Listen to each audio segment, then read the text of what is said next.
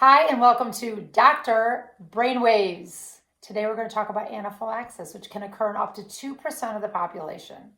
So 1 to 2 people in 100. We all know at least 100 people, I would say. So that's the number of people that can have anaphylaxis, which is a reaction, a strong reaction that can be life-threatening. It's important to recognize, and it's important to know what to do if you see it. So that's what Susie is going to go over with us today.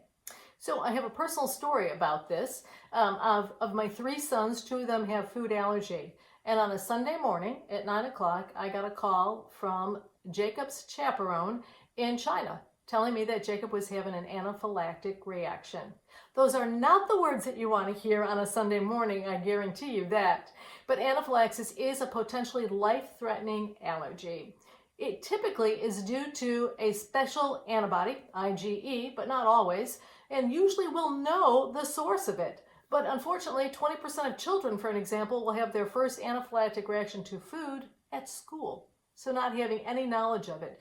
So one of the key take-home messages about anaphylaxis is even if you don't know anybody that has an anaphylactic reaction or somebody that doesn't have a food allergy, which most people will know somebody that has it, it's going to be important for you to know how to recognize it and what measures need to be taken. And I'm going to tell you this, if I don't tell it to you 10 times, you haven't heard it enough. And one of those things is that autoinjectable epinephrine is the life-saving medicine that someone needs to have, and they need to get it in within the first 5 minutes to increase survival. So you will probably, if you ask questions, you will probably know several people that do have an EpiPen or an AVQ or some kind of epinephrine device, and it's going to be important for you to learn how to use that because you never know where you're going to be and need it, or someone you're around may need it. So anaphylaxis, as I mentioned, there are specialized cells in our body, and when they degranulate or open up, they can release these mediators, and these mediators can cause a reaction. And some of those reactions will involve the skin, where a person may break out in red, raised, itchy bumps that we call hives, or it can cause swelling when it looks like your lips are turned inside out, or your tongue is swelling, or the back of your throat is swelling. So the skin is obviously an important part of the body that will signal you to something is not quite right. Other areas of the body can be affected, and they can look just like allergies to trees, grasses, weeds, molds, dust mite, dog, cat, cockroach. And those things are itchy, watery eyes. Your nose may run. You may sneeze. You can have itching inside your ears, eyes, mouth, and nose. So those symptoms are more characteristic of allergies, as I said, to pollen, but that can also be upper respiratory symptoms because of anaphylaxis. A lower respiratory system may be involved, and that will involve coughing, wheezing, shortness of breath, chest tightness, or your gastrointestinal system may be involved, and that's going to be nausea, vomiting, and it can be diarrhea as well. The grand slam of anaphylaxis, if you're a baseball player, is going to be when you go into cardiovascular shock or collapse. And that is when your heart is involved and your blood pressure drops. And that is not a good sign to have. And that's exactly why we want to administer autoinjectable epinephrine as quickly as possible so we don't get that grand slam of an anaphylactic reaction.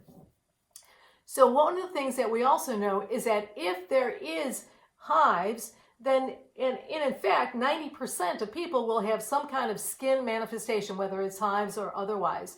If a person doesn't have hives or any kind of skin manifestation, it usually is a more severe case of anaphylaxis, which is why you don't want to just rely on the skin being involved, because in 10% of cases you won't, and it tends to be a more severe reaction. All the other thing we know is that 85% of the time you're going to have upper or lower respiratory symptoms. So you may have wheezing, and some people will tell me that they think that they're having asthma because it can look just like asthma. And I've heard that multiple times, but it's not asthma. It's not their asthma, but the symptoms look exactly like asthma. So again, you want to keep that in mind that it's not necessarily asthma. It can be anaphylaxis. The question also begs, what causes anaphylaxis? Well, many things can do that, and I alluded earlier to food. So food is a common trigger for anaphylaxis. Also venom. And when we refer to venom, we're talking about stinging insects. So we're talking about yellow jackets, wasps, hornets, as well as bees. And now we know that there are these specialized insects that came from the south and are moving further and further north. Fire ants. Fire ants never used to be up this far north, and we're in the Tennessee area, and now we're finding that they're going even further north. But all of those stinging insects can also result in an anaphylactic reaction. So you want to be aware of that. Another, unfortunately, a very peculiar story, and an unfortunate story, although the child did survive, but I had an 18-month-old that was in her backyard. And she was sitting in the grass, and her puppy was there as well. Mama was watching from the kitchen window, and suddenly she noticed that her daughter started screaming and scratching like crazy. And she was sitting, didn't realize it, but she was sitting on a fire ant nest. And the fire ants had gotten all over her. And fortunately, Mama had the wherewithal to recognize something bad was going on. By the time she did get to her, she was lethargic. She was somewhat responsive, but not as responsive, because shortly after she started screaming, she actually nearly lost consciousness, but she immediately took her to the emergency room and she survived. And she had an anaphylactic reaction to fire ants. She had to have been stung one time, at least one time before that, because it's impossible to have an anaphylactic reaction to something that your body has never seen before. So she survived, but again, it was one of those situations. Now, of course, they got rid of all the fire ants, but the other thing that they know is that they had autoinjectable epinephrine available in the diaper bag, at grandma's house, at the other grandma's house, everywhere. And so that is also going to be one of the most important things that you can do. As I mentioned, I'm going to mention this several times, but epinephrine is going to be the life-saving medicine. You need to get it in within the first 5 minutes. When we talk about anaphylaxis also, there are different phases of anaphylaxis. And I should also mention that it's not just stinging insects, but medications can also cause a person to have an anaphylactic reaction. And there are some things that are not what we call IgE mediated that can cause an anaphylactic reaction. So you also need to be aware that there are the medications that people don't necessarily become allergic to, but they can cause them to have, we call it a non-immunologic reaction to a particular substance, like a medication, for an example. Also, some people may tell you that when they've had an imaging study and they used a dye that we refer to as radiocontrast media, those people can also have a potentially life-threatening reaction. And so there are other peculiarities out there that can cause that type of a reaction. When it comes to anaphylaxis, typically a person is going to have a single episode, but there are some people that will have what we call a biphasic episode. And the reason why it's important to know that is because it explains why it is incredibly important to also have two different epinephrine devices. You want to have either your EpiPen that comes in a 2-pack or the AviQ that comes in a 2-pack. And then there are some generic formulations, but you want to keep them together because about 35% of people required a second dose, number one. And then some people will have what's called a biphasic reaction, which means that as long as 12 hours after the first episode of anaphylaxis, they can have another episode of anaphylaxis without having additional exposure. And then there is another type which is considered protracted, where a person will just continue to have an anaphylactic reaction that goes on and on and on. And there's a very, very peculiar one which is delayed, in which a person may not have a reaction for 12 hours after they have had whatever the substance was that caused them to have a reaction. Now there is a little caveat here. We discovered that there is a different type of an allergy called alpha-gal allergy.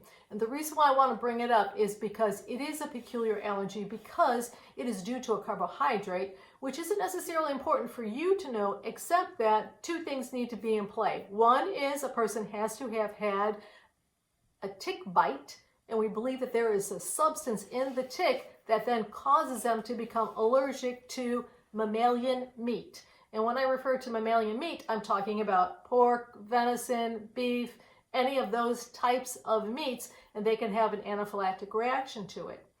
But again, the peculiarity is typically when it comes to anaphylaxis, the reaction is going to occur within minutes, seconds to minutes. But in this particular situation, it doesn't occur, the anaphylactic reaction doesn't occur for 3 to 8 hours later. And this is a fairly new type of anaphylaxis that was coined in 2009. So it has only been something that was discovered over the last 11 or 12 years. So that is a little bit different than that delayed type of reaction that I was referring to, but that would fit neatly into that category. Again, how do you treat it? You treat it by, if it's an acute situation, you want to make sure that the person, you immediately call 911 if there's no autoinjectable epinephrine available. And I actually have had a patient who called 911 because they lived so far away, they got in their vehicle, started driving to the hospital, and the ambulance met them on the way. And then they were able to transfer the patient into the emergency vehicle, and then they stabilized the patient and then took them to the emergency department. So you want to make sure you get that auto-injectable epinephrine in anywhere that you can. Then, after the dust settles, now the activity is under control, the situation is stabilized, then you need to have it worked up so you can identify what caused it. Unfortunately, there is a group of conditions that we call idiopathic anaphylaxis, which means that, well, darn, we don't know the cause of it. And so we consider it idiopathic anaphylaxis, but everything needs to be the same. You still need to carry that auto-injectable epinephrine. And the other thing we tell people is wear some kind of a jewelry, whether it's a bracelet, a necklace, something that will let a first responder know that you have an anaphylactic reaction to whatever. Whether it's a medication like penicillin, whether it's a stinging insect, whether it's a food, all those things are going to be important. That's listed on that piece of jewelry.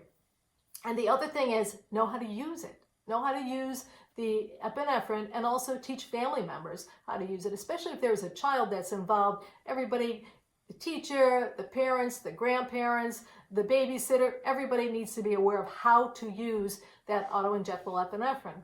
So in short, this is a potentially life-threatening allergy. In most cases, an allergy, not always. You want to make sure that you have emergency preparedness. You want to identify, if you can, identify what it is that could potentially cause this reaction. Make sure that you have auto-injectable epinephrine and everybody knows how to use it, and that you're have a medical alert bracelet or something that will identify you as having had an anaphylactic reaction to something.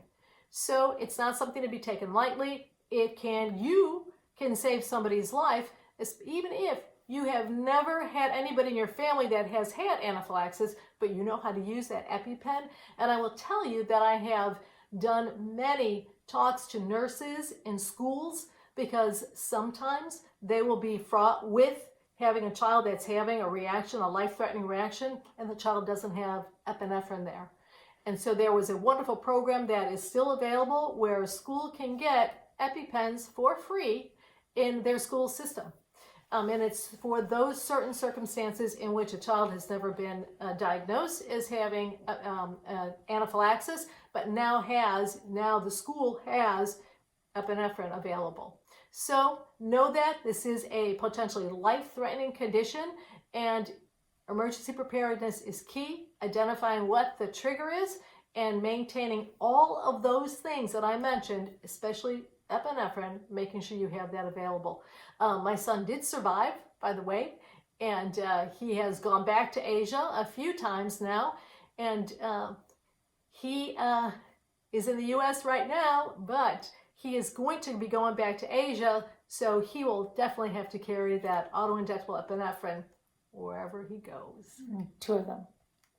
That's it for today. Join us again on Dr. Brainwaves.